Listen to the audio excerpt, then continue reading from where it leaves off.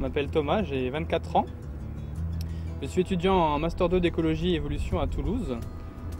J'aime la nature et en particulier les oiseaux, qui sont l'objet de mes études. Mais j'aime aussi le théâtre et faire de l'animation avec les jeunes et les enfants.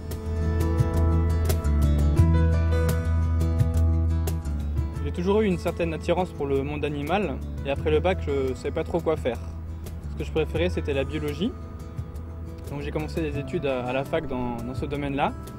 Et voilà que 6 ans après, je me retrouve avec comme projet de continuer en thèse dans ce domaine. Ce que je trouve passionnant, c'est que la nature est tellement complexe qu'on n'arrivera jamais à comprendre tout ce qui nous entoure. Moi, ça me pousse à la curiosité, mais ça me pousse aussi à l'humilité, parce que je me rends compte que je ne pourrai jamais comprendre tout ce qui m'entoure, et ça me montre combien je suis petit aussi par rapport à ça. La plupart des scientifiques pensent que tout s'explique rationnellement, et que même si on n'arrive pas à l'expliquer pour le moment, ça viendra avec le temps. Mais l'amour que Dieu a pour nous ne s'explique pas. Dieu nous a tellement aimés qu'il a donné son Fils pour qu'il vienne et qu'il meure, afin que nous puissions avoir un contact renoué avec lui. Il a pris la place que nous méritions.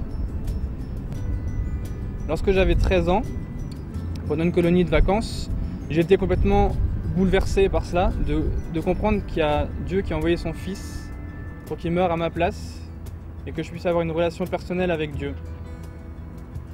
Ce qui s'est passé ce soir-là, je ne peux pas l'expliquer, c'est pas rationnellement explicable, mais ce que je sais, c'est que ça a changé ma vie.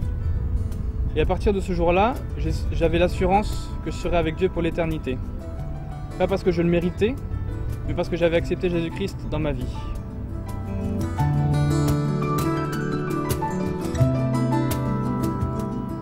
En tant que scientifique, je suis persuadé que tout ne s'explique pas et qu'il y a bien un Dieu qui est au-dessus et bien plus grand que tout ce qu'on peut imaginer, qui nous aime et qui veut renouer contact avec nous.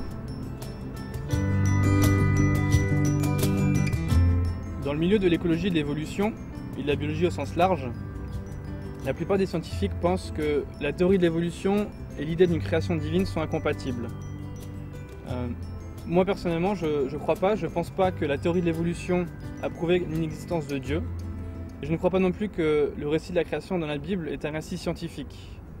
Ce que je crois, c'est que Dieu est effectivement le créateur de toutes choses, qui est à l'origine de toutes choses, mais la Bible ne nous dit pas comment il l'a fait, et c'est pas ce qui doit nous importer.